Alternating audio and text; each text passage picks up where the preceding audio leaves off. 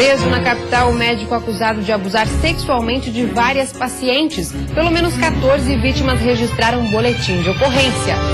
Fim das buscas, encontrada a cabine do monomotor que caiu na capital. Tecidos humanos que podem ser dos 2 tripulantes também foram encontrados.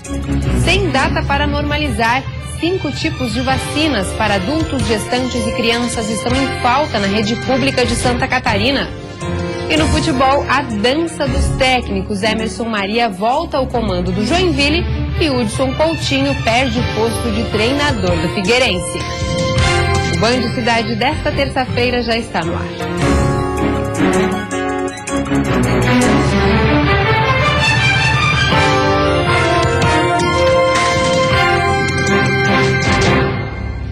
Olá, boa noite.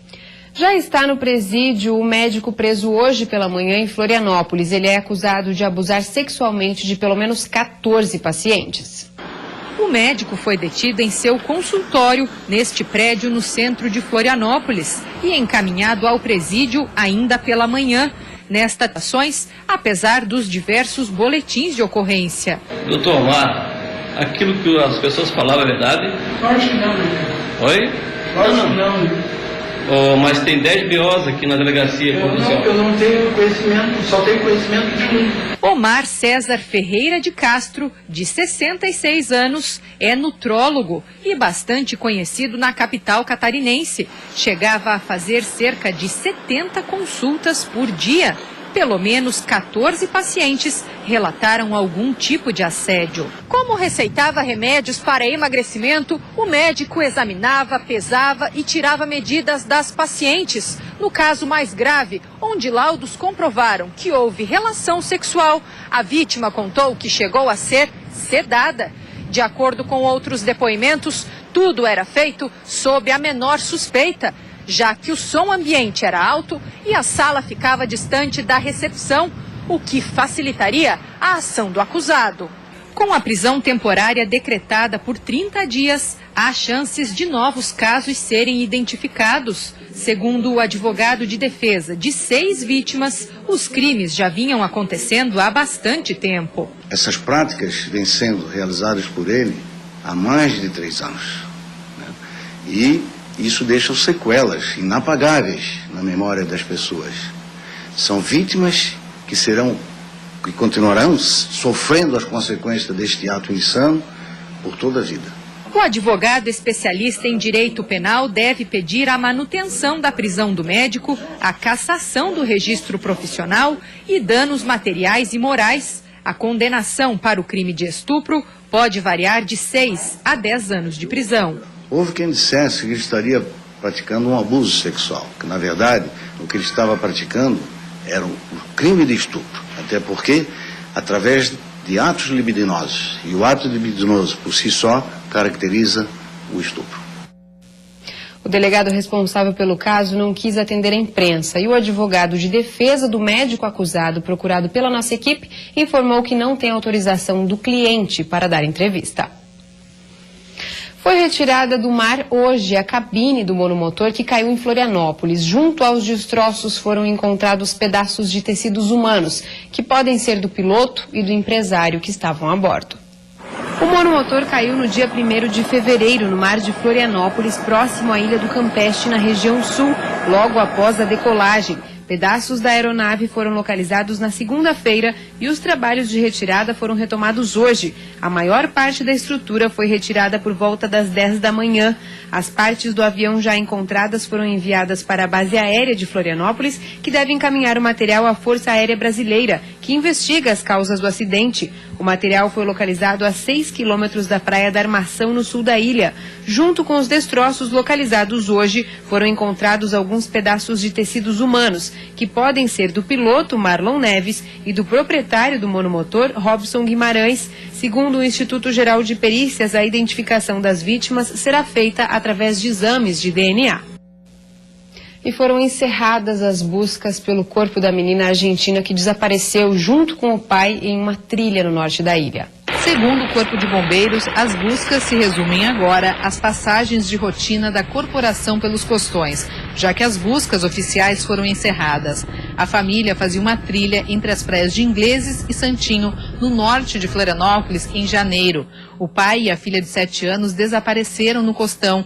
A outra filha do argentino, de 9 anos, foi encontrada com vida um dia depois do ocorrido e resgatada pelos bombeiros. O corpo do pai das meninas foi localizado dias depois, a 10 quilômetros do local.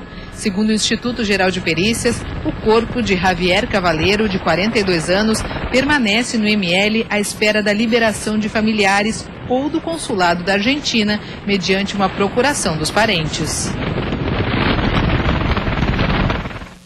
E a seguir, balneabilidade. O novo relatório das praias do estado aponta melhora na condição da água. E ainda de olho na Páscoa, a indústria de alimentos está com a produção a todo vapor.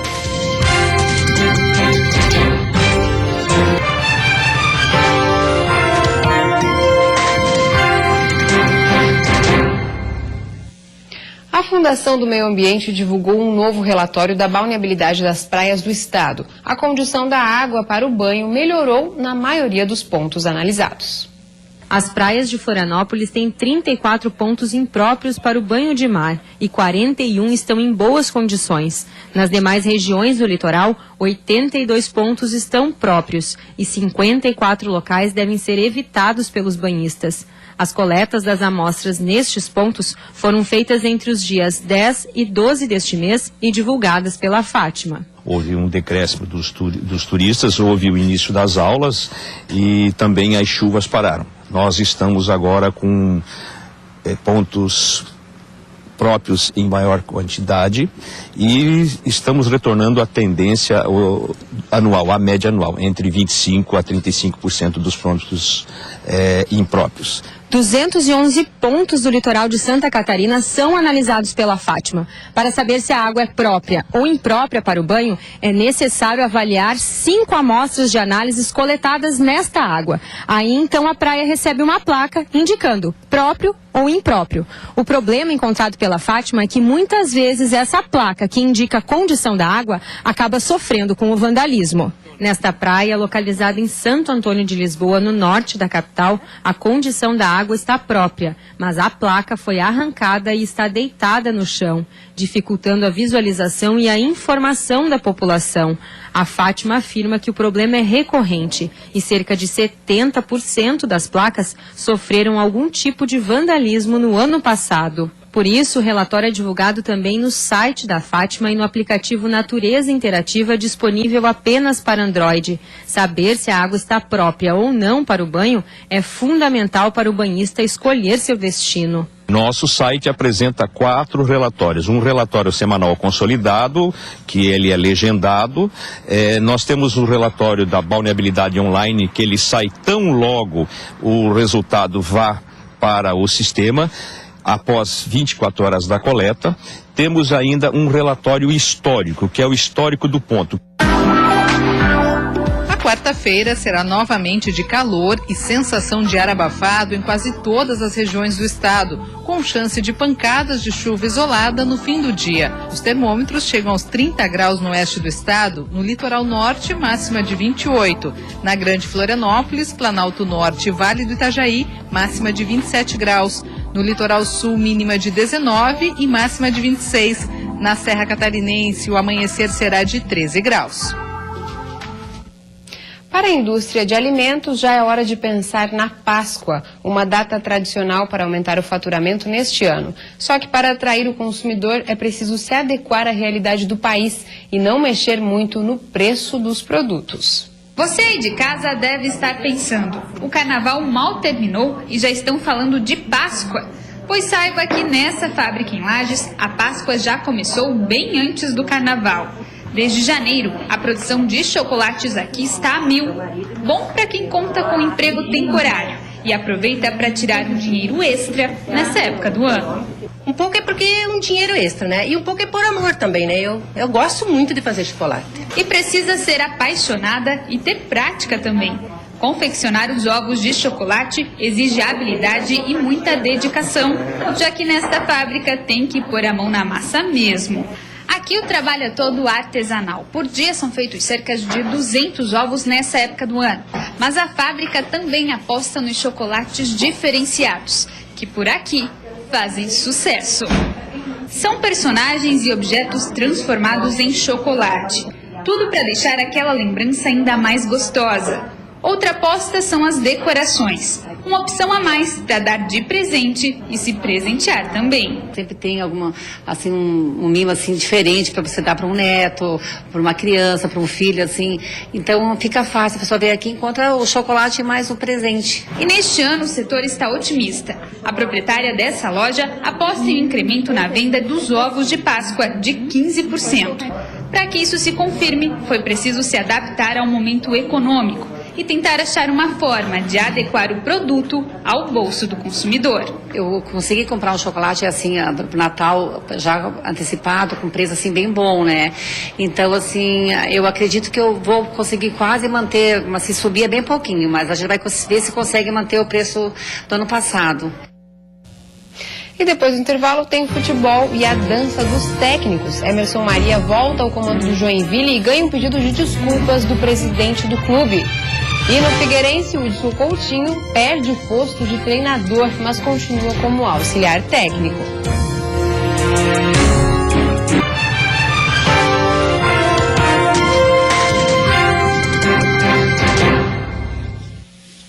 Futebol de volta para casa. Depois da demissão do técnico PC Guzmão, a diretoria do Joinville apresentou hoje um novo treinador, que é um velho conhecido. Foi uma volta recheada de emoção e desabafos. 8 meses depois de ser demitido, Emerson Maria está de volta ao Joinville. E logo de cara, o presidente Nereu Martinelli fez questão de admitir que errou ao dispensar o treinador. Eu sei que esse cidadão aqui foi injustiçado quando saiu do Joinville depois de 5 rodadas. Não foi o presidente que o demitiu em conjunto, é assim que se trabalha numa gestão de empresa, de clube. Porque se eu fosse um cara extremamente centralizador, eu já teria tomado outras decisões pela minha cabeça. Mas o Nereu não parou por aí não. Sobrou até cutucada em Adilson Batista e PC Guzmão. Por que eu vou buscar um nome que eu não conheço? Tá aí, ó, nós trouxemos 2 nomes que a gente não conhecia. O que aconteceu de novo? Nada. Já com a palavra, Emerson Maria destacou a história que construiu no Joinville e o quanto torceu pelo clube, mesmo após a demissão. Mesmo lá em Florianópolis, a gente, lá na minha casa, assistiu o jogo de Joinville, torcia. O presidente sabe disso, em nenhum momento ficava ligando, porque eu acho que tinha um profissional trabalhando, né?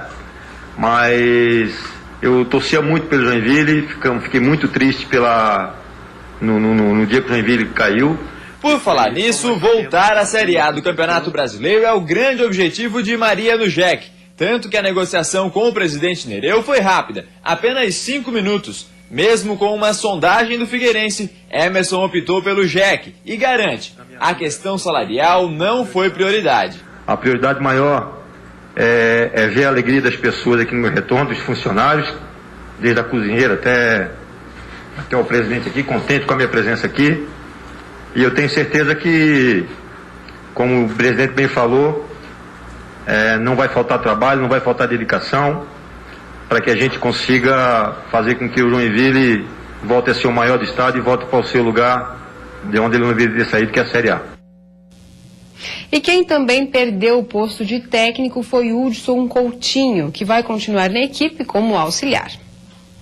Hudson Coutinho não é mais o técnico do Figueirense, mas ele não foi demitido, apenas vai voltar a ser auxiliar, função que exercia antes de assumir a equipe. Ou seja, como o Figueira ainda não contratou um novo treinador, o auxiliar técnico ou técnico interino, Hudson Coutinho, vai comandar a equipe contra o Internacional de Lages no jogo de amanhã. Eu aceitei porque sou figueirense, muito tempo aqui.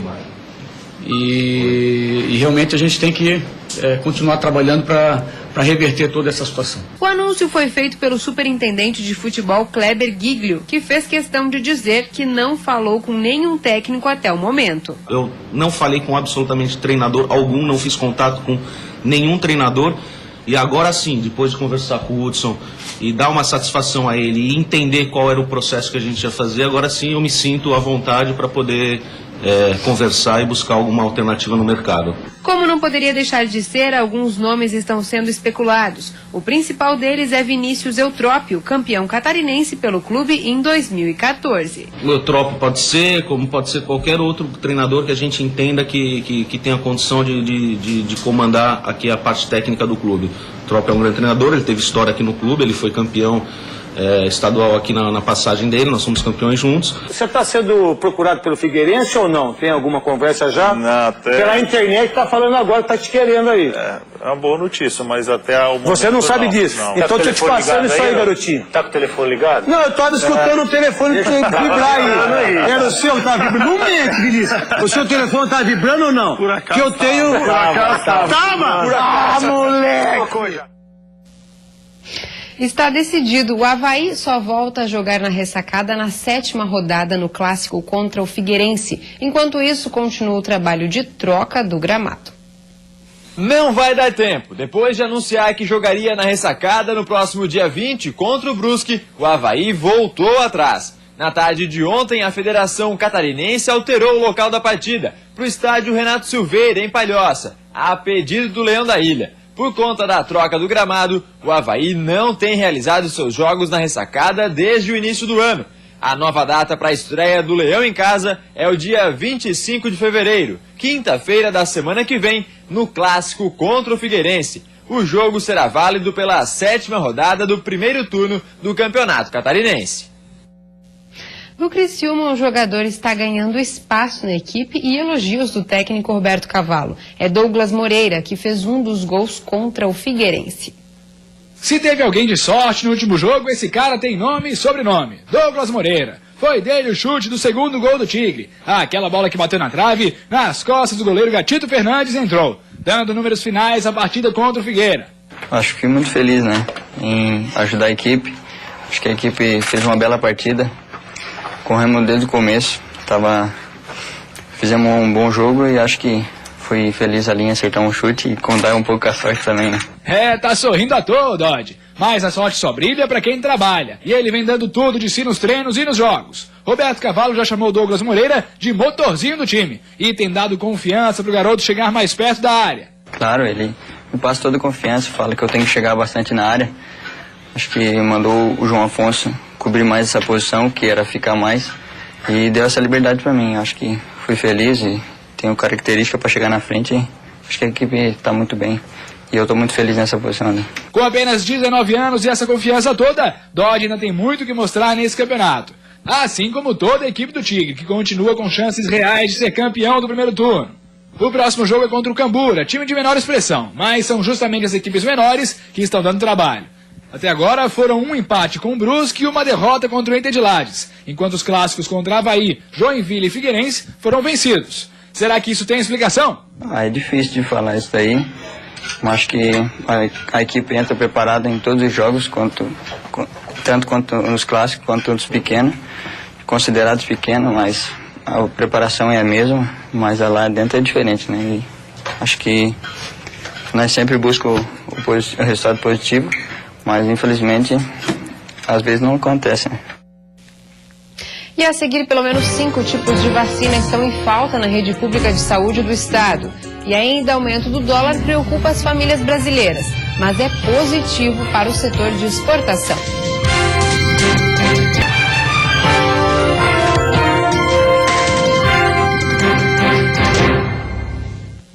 Pelo menos 5 tipos de vacina estão em falta na rede pública de saúde do estado. A normalização dos estoques não tem prazo para acontecer. O estado não tem vacinas contra hepatite A, hepatite B e DT, difteria e tétano para adultos. As doses contra DTPA, difteria, tétano e coqueluche para gestantes e para crianças também estão em falta. A vacina tetraviral, que protege as crianças contra sarampo, rubéola, cachumba e varicela, está com o estoque comprometido. Isso porque as 9.000 doses que o estado recebeu no mês de janeiro não devem ser suficientes. O mesmo acontece com as doses da vacina contra a raiva. Segundo a Diretoria de Vigilância Epidemiológica, vários fatores contribuem para o desabastecimento no estado. A situação é nacional, pois há problemas na produção das vacinas e na distribuição distribuição. O Estado aguarda por uma liberação dos pedidos que estão sob análise da Coordenação Geral do Programa Nacional de Imunização do Ministério da Saúde. O aumento do dólar pressiona a inflação e obriga as famílias a rever os gastos. Por outro lado, quem produz bens para exportação tem motivos para comemorar. Faz um ano que a Michelle e o Heredier começaram a cortar o que eles consideram supérfluos. Realmente não tem mais condições de ter a diarista. Cortamos os restaurantes com os amigos, que isso a gente não tem mais condições. Cabeleireiro. Para complicar, eles atrasaram o pagamento da escola dos gêmeos. Tiveram que transferi-los para a cidade vizinha de Osasco, onde a mensalidade é menor. O casal também sonhava com uma viagem ao exterior. Seria lua de mel atrasada, já que quando casaram não viajaram. Mas aí o dólar disparou. Agora não tem condição. Se a desvalorização do real não foi boa para o consumo, está sendo ótima para as exportações. Quando viu as vendas despencarem no mercado interno, esta fábrica de barcos de luxo teve que diminuir em 45% o número de funcionários. E agora deu uma luz no fim do túnel. Aqui tem barcos de R$1 milhão a R$2.600.000. Com o dólar em alta, muitos clientes de outros países já voltaram a fazer encomendas. A expectativa é que o volume de vendas, por causa disso, aumente 40% só em 2016. A previsão de recontratação é em março agora. Em torno de 40 funcionários serão recontratados. A balança comercial do Brasil passou de 4 bilhões de déficit em 2014 para quase 20 bilhões de superávit em 2015. E pelas projeções, serão mais de 40 bilhões de dólares em 2016. É positivo. Os segmentos que exportam e que têm perspectivas de exportar vão contratar mão de obra, vão aumentar a produção, enfim, vão oferecer oportunidades. Isso vale para os serviços também. Mas para o economista, mesmo com a melhora nas exportações, a crise não vai embora tão cedo. As famílias, as empresas precisam continuar a ter imaginação para cortar despesa, fazer as coisas de forma mais racional, mais eficiente. Enfim, realmente se preparar para um período que ainda será difícil em 2016. E vem aí o Jornal da Band, especialmente amanhã não teremos Band Cidade, devido à transmissão do jogo entre Roma e Real Madrid pela Liga dos Campeões da UEFA. Voltamos na quinta-feira. Uma boa noite para você, até lá.